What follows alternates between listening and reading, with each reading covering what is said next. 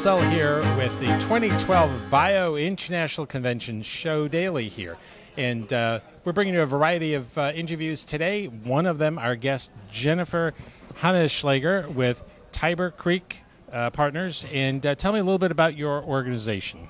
Tiber Creek Partners is an organization which works with a variety of industry partners, governments, NGOs, that tries to bring together needed collaborations and resources to help people start to think about creative ways to develop drugs, vaccines, diagnostics for emerging infectious disease and global health. So these are considered like orphaned drugs and things? Well, both. They're considered orphan drugs because the prevalence in the United States is so low, but internationally they're a huge issue. So something like malaria, dengue, Chaga, leishmaniasis have huge impact globally, have a huge impact on children, but have very little prevalence in the United States. So how do you then encourage companies to go out and do some research and really get the R&D side of things moving? We work with them to identify needed incentives that the government, for example, can create, such as the FDA tropical disease voucher. So that creates incentive for the companies to be thinking about, what can the FDA bring to the table that would incentivize a more commercial indication and then creates value for us to do R&D in a way that we wouldn't have thought of before. Additionally, there are groups like the Wellcome Trust, the Gates Foundation, who provide a lot of what we call it push funding, that hundreds of millions of dollars to encourage them to conduct R&D in a space that they wouldn't conduct it in on their own. Now, will something like the Gates Foundation name an illness or a situation, say this is what we want to go after, and then you try to match up?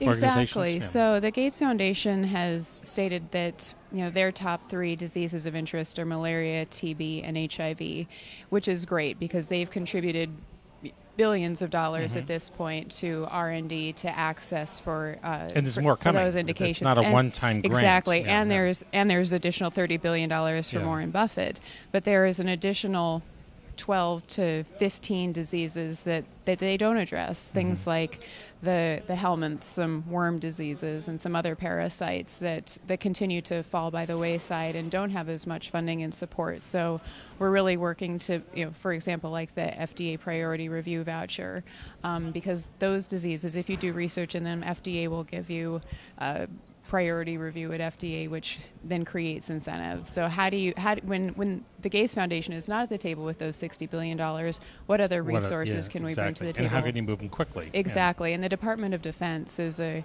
great provider of both funding as well as expertise in the field, because the DoD has been working in global health for over 100 years. So in terms of your mission, really to bring these different groups together to help drive these partnerships, what are you seeing for the forthcoming year here, the second half of 2012, beginning of 2013? This is a really tricky year with the global financial crisis, with uncertainty around the Eurozone. These investments in non-traditional markets has always been a challenge, even at the best of times. And I think right now, with so much uncertainty in the market, people are really having to decide, not just NGOs, not just industry, not just governments, but how are they going to, can they continue the investments they've made? And if they are going to continue these investments, how do they justify them to their shareholders? So I think that there's a lot of cautious optimism that people are going to be able to continue to make these investments, since there has been such a dramatic improvement in health outcomes over the past 10 years because of a lot of these incentives. Now, are you seeing newer illnesses emerging? Are there more illnesses coming up than are being addressed, being tackled, and being won?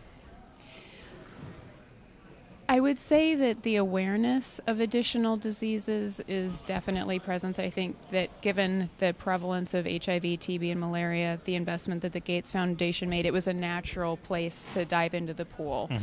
But with the recognition that there are so many other diseases to tackle, these soil-transmitted helminths, for example, that no one really knows what they are, but they have a huge burden on children. It has a huge impact on productivity over a lifetime.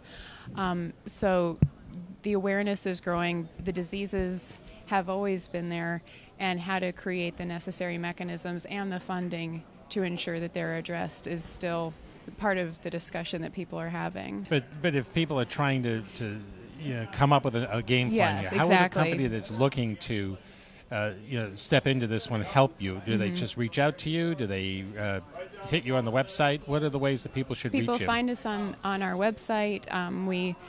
We're at Bio. We have a lot of clients in this space. We have great relationships with the funders. We have great relationships with industry, with governments. So naturally, people tend to utilize us essentially as a facilitator because we know a lot of the players in the field. So working to ensure that they all know who each other are and that their various expertise can complement each other. Okay, well, great. Well, we'll be looking forward to seeing you throughout the show here. Thank you for joining us here today on the Bio Video Show Daily. Thanks for having me.